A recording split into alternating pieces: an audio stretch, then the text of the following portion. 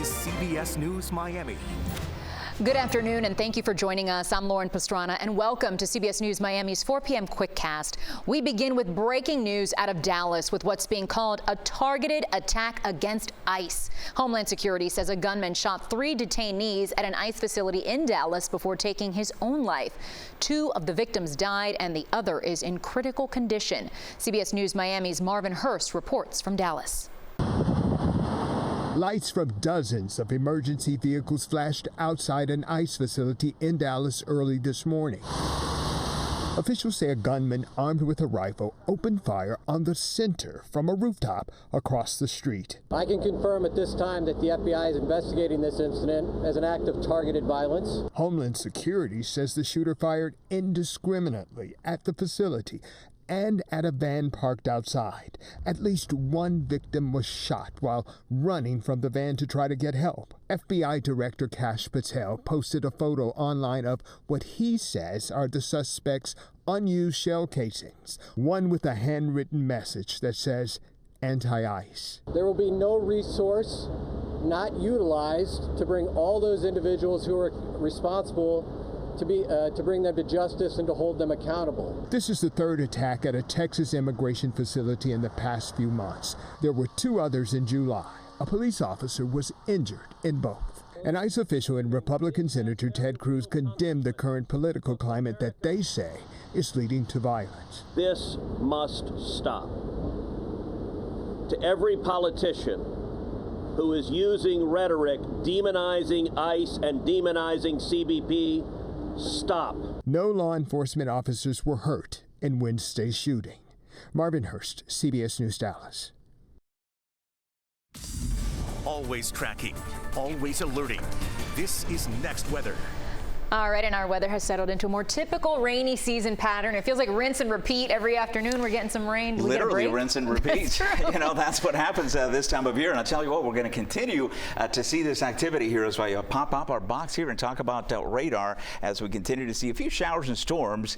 Looking at the activity right now, we see a lot of the cloud cover there. What that does, it tends to stabilize the atmosphere. And so the thunderstorms that try to redevelop to the west and push east kind of fall apart. I mean, this is a case in point. You can see it right there. You can see these little cells trying to get going across portions of the Everglades, trying to make a run back at us, but not materializing to much as far as showers and thunderstorms. We do have one little cell there across Southwest Ranches to south of Weston. That's the one that is producing some locally heavy downpours here, but noticing no lightning strikes, right? So this is not a big storm that's climbing vertically into the atmosphere. For the rest of the evening, though, Next Weather Rain Tracker is picking up on additional coverage, right? So additional boundaries where at least we have some sunshine where the atmosphere can recharge here, but it's not going to be a lot. In fact, the trend will be for lesser activity and also less as far as intensity. So not looking at anything significant, as Lauren mentioned. They're pretty typical what we used to call garden variety storms. I think that's going to be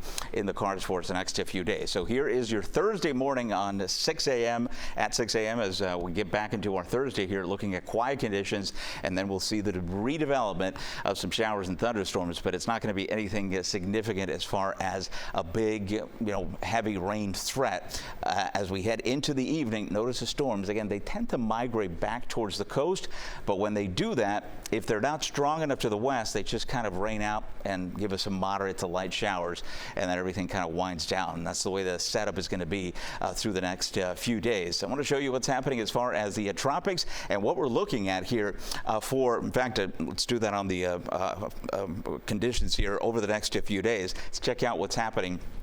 And I'll put this back up here. You can see the things we're tracking are 2 waves. Forget about Gabrielle. Gabrielle's out of the picture here. So we have one, what we call an investigation area, right? That's that area here, just to the northeast of the islands. And you can see this is going to curve west of Bermuda and then head up and away from us. The one we're going to be tracking closely, of course, is the one that's going to be closer to home. And it's this area of low pressure that will eventually make the same turn back up to the north. But some of the latest model forecasts here, some of the spaghetti models are hinting at this kind of getting left behind.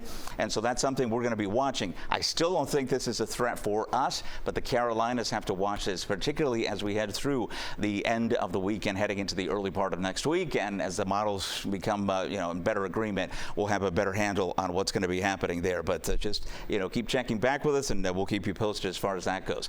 For tomorrow and for the next 7 days, we're looking at rain chances right at 90%, or temperatures at 90%, and rain chances at 40% through the upcoming weekend. Lauren? All right, Ivan, thank you. And there are still more than 2 months left in hurricane season, and the Next Weather team is making sure that you are prepared. Just scan the QR code and find all the tools you need to help get ready. You can also find our 1-hour hurricane special, which has important information for you and your family. Just go to cbsmiami.com. Now at 4, we've learned that 2 early morning shooting scenes with 2 men shot are connected. CBS News Miami's Morgan Reiner talked to neighbors who heard the gunfire. Neighbors describe hearing a ton of rapid gunfire. At this hour, the motive is still unclear, but safe to say neighbors are shaken up. Lynetta Augustine woke up Wednesday morning to the sound of gunfire. A lot of shooting, boom, boom, boom, boom. She called police and consoled her kids. They scare. They scare. When you hear the noise, they scare. And then she told me, be careful, mommy. Dozens of evidence markers line the street outside of her home. Jennifer Pert also has her kids and grandkids staying with her. A lot, multiple. Boom, boom, boom, boom, boom, boom, boom. And I sprang out of my sleep and I said, what is that? My husband said it sounded like firecrackers. I said, no, it's not Christmas.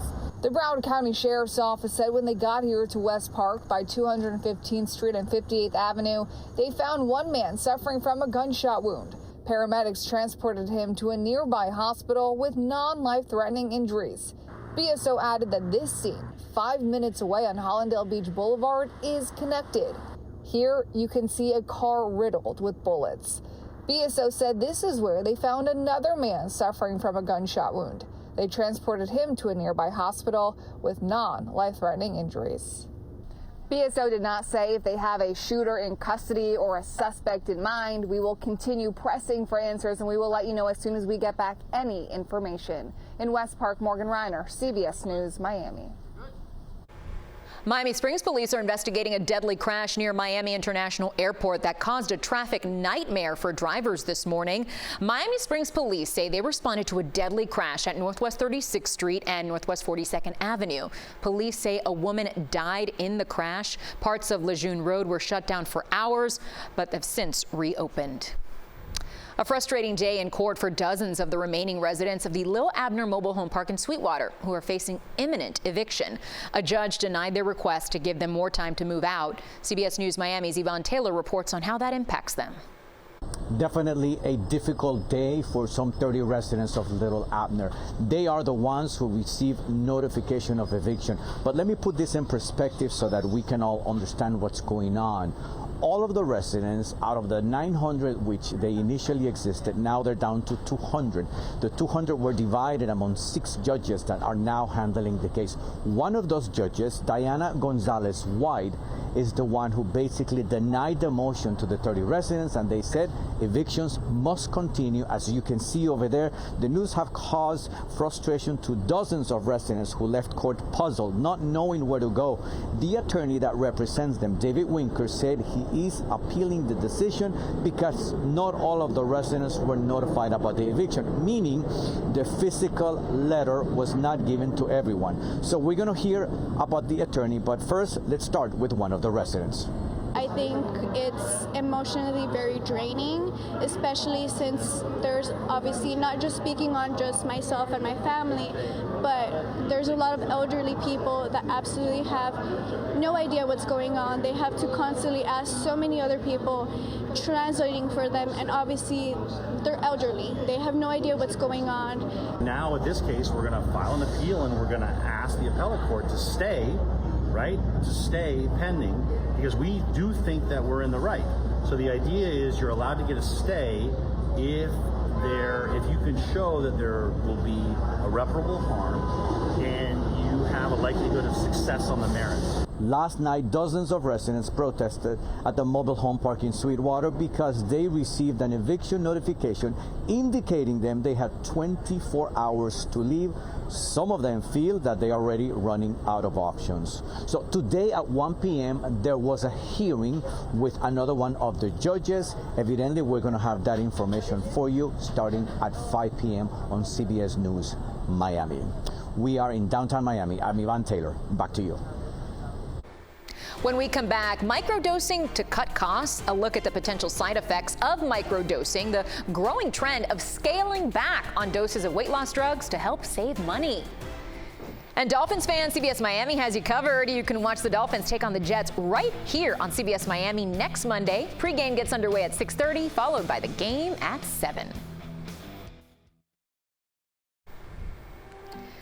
Welcome back to CBS News Miami's 4 p.m. Quickcast. The check will no longer be in the mail. The IRS has announced it is phasing out paper tax refund checks for individual taxpayers beginning on September 30th.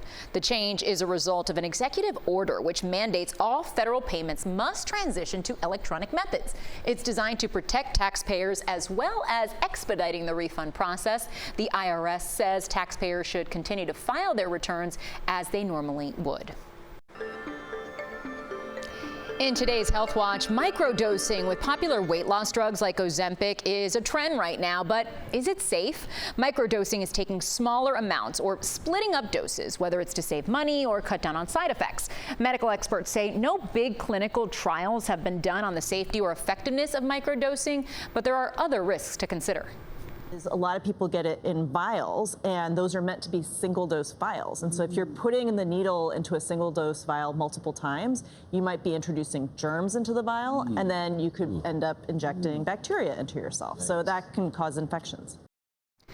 A study of semaglutide, the active ingredient in Ozempic, found users on the highest dose lost 19% of body weight, and those taking the standard dose lost 16%. And finally at 4, Spirit Halloween is revealing the most popular costumes for Halloween, now just a little more than a month away. And it's no surprise, this one is getting the green light. You can be one of the players or the guards from Netflix's hit show Squid Game. You may also see a lot of pink and green out and about as Wicked for Good hits the big screen this November. Whether you want to defy gravity like Elphaba or be popular like Linda, Wicked costumes are sure to be a Halloween hit. And that's CBS News Miami's Quickcast. I'm Lauren Pastrana. Stay tuned for more news right here on CBS Miami.